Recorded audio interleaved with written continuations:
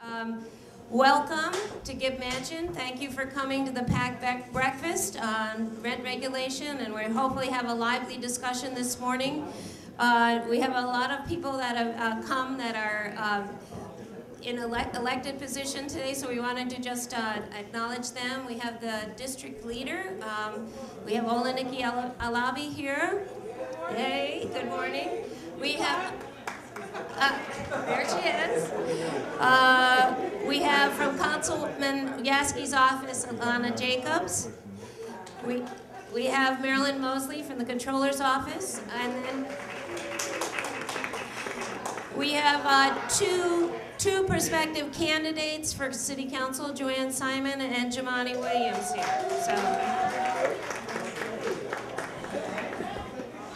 as you know, rent stabilization and the buildings that are under rent stabilization have been having major pressures on harassment in our neighborhood, and we are working hard to avert that issue. And today we're really going to be discussing some of the things at the state level that have been happening legislatively and also at the local level in terms of what we're doing building by building. We really welcome you for coming. Just also want to let you know that this is PAC's 45th anniversary, so we've been around for 45 years. And I would also, being the tenant organizer that we are, I would also like to acknowledge the issue with 277 Gates, just so people know we did put in a new boiler yesterday, so it's been, everything's been corrected. We've had some issues with the NYSERDA boiler that was put in, and I actually talking to Lisk yesterday, a number of groups are having problems with the energy efficient boilers. They're not as perfected as we might have liked. So new system went in yesterday. So anyway, to get this started, I'm going to turn the meeting over to Alana Schneier, who is our Director of Community Organizing, and she's going to start the program.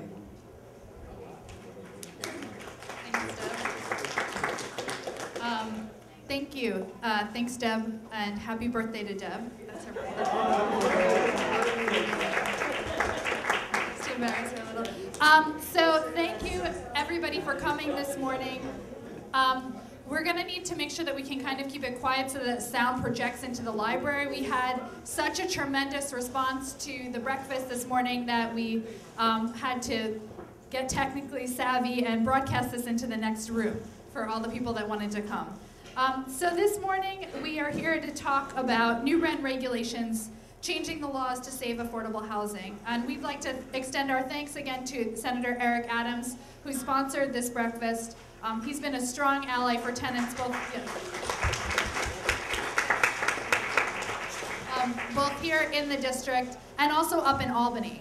And speaking of Albany, this is an exciting time. For the first time in nearly 4 decades, the Democrats and potentially pro-tenant representatives have control of the state Senate, the state Assembly, and we have a Democratic governor for the first time in a while. So with all these changes, our panelists are going to talk about what that means and how these new elected officials in Albany, or the new majority in Albany, might be able to make some real changes back here in the community. And I think that's not happening a minute too soon. In the community organizing department, we are staffed by 3 dedicated organizers, Juanita Edwards, Hector Rivera, and Heather Shady, who you might have met when you came in. And we have a public ally intern, Jenna Ness. We do one-on-one tenant counseling to help with landlord-tenant issues. We help form and support tenant associations, and we organize on a neighborhood and citywide basis to strengthen our communities, mainly through strengthening protections for affordable housing. The people that come into our office, many of you are here, the tenant associations that we work with, and our leadership group all sort of inform the work that we do around that affordable housing policy. And what we've seen a lot recently is a threat to rent-regulated housing in the community. So our panelists this morning are going to talk a little bit about that. So how many people here live in rent-regulated housing? How many people know what that is? Okay, so rent-regulated housing basically is housing that's rent-controlled or rent-stabilized. And there's certain benefits to living in that type of housing that I'm sure some of you know. You have the right to lease renewals, you have certain protections. If a foreclosure goes on, you're a protected tenant, which is unfortunately an issue that we're facing again a lot recently. And what we've seen in the neighborhood recently is a new type of investment in rent-stabilized housing. It didn't used to be seen as a cash cow, but now we've seen new types of companies coming in and purchasing rent-stabilized buildings for a lot of money and taking out mortgages that aren't supported by the rents that the current tenants are paying.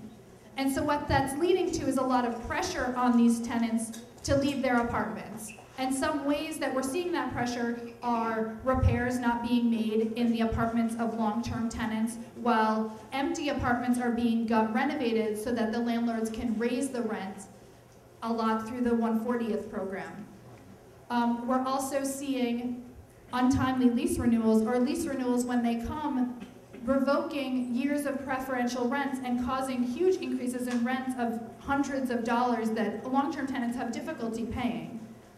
We're also seeing tenants being taken to court for the landlord, a new landlord claiming that the tenant who clearly lives there doesn't live there because they've been investigating the tenant. In one particular example, we had a tenant who had left town to take care of her parents. She had forwarded her mail. The landlord had looked into that situation, seen that the mail was being forwarded, decided she didn't live there, and started a court proceeding against her to try to evict her. So these are some of the tactics that we've seen in the area. And I think over the last year, we had over 300 people come into the office with individual issues. Half of them were in rent-stabilized buildings.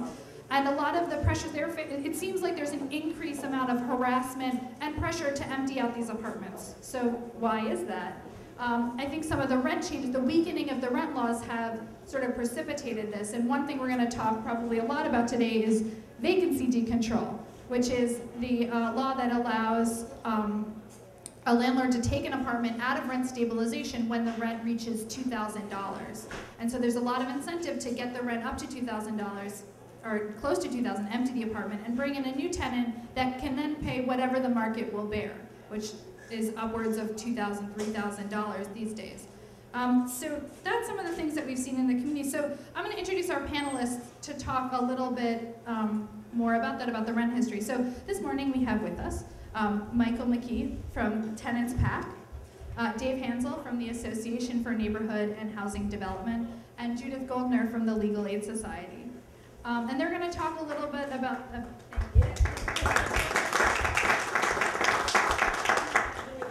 So I'm going to turn it over to them. And we also have Ron Languedoc who's used to be with Legal Service, South Brooklyn Legal Services, and is now with I don't remember the name. Thank you, Himmelstein, a law firm, but is also a member, the tenant rep on the Rent Guidelines Board. So I'm going to turn this over to Mike first to give us a little bit of a history of rent regulation and the changes in the rent laws that have happened recently and some opportunities for change.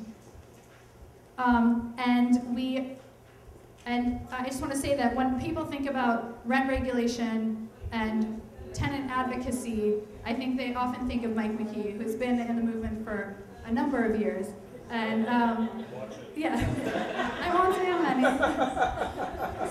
Still young in the movement, but definitely Michael helped form the Tenants and Neighbors Coalition, which is the oldest statewide housing advocacy group in the country, and is now with Tenants PAC, which is an organization that helps to elect pro-tenant candidates to elected office.